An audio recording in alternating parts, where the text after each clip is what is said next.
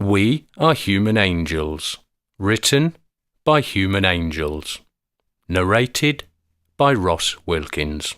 Part 1. The 7 Keys to Overcome the Ego. 1.1. The Oneness and the Ego. How to overcome the ego with the knowledge of the oneness. The oneness is complete life, undivided and indivisible, always present. All life, despite having many shapes and forms, is one. The ego is the illusion of separation that makes us believe that there is a distinction between inside and outside, between us and others.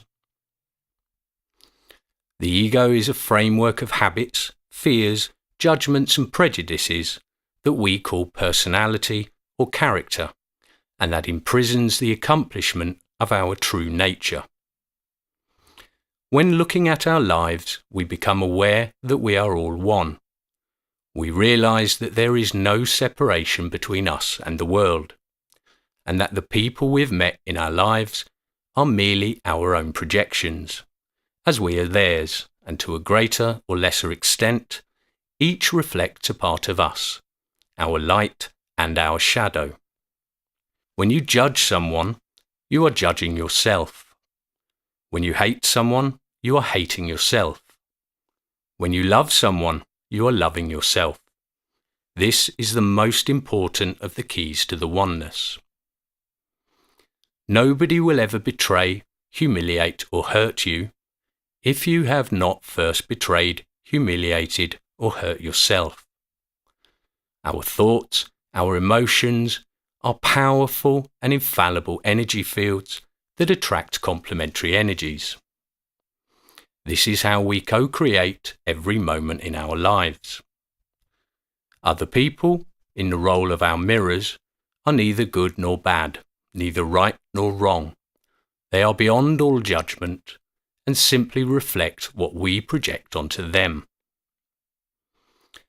Also, the pain that is caused by our mirrors is a gift to be accepted with gratitude, a gift of love that gives us the opportunity to observe and experience our emotional wounds and to transcend them.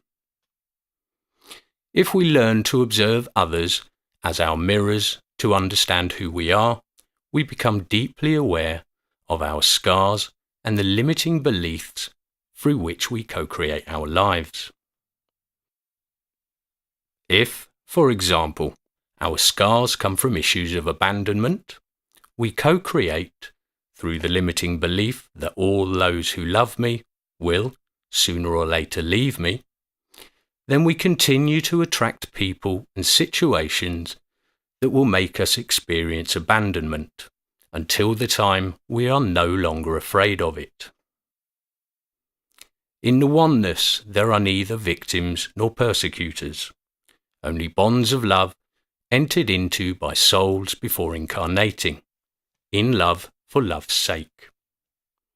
In the next life, I will make you suffer. I will be the mirror of your fears, but I will also be the instrument of your awakening. Remember that when the time comes, the faster you remember our covenant of love, the less suffering you will experience.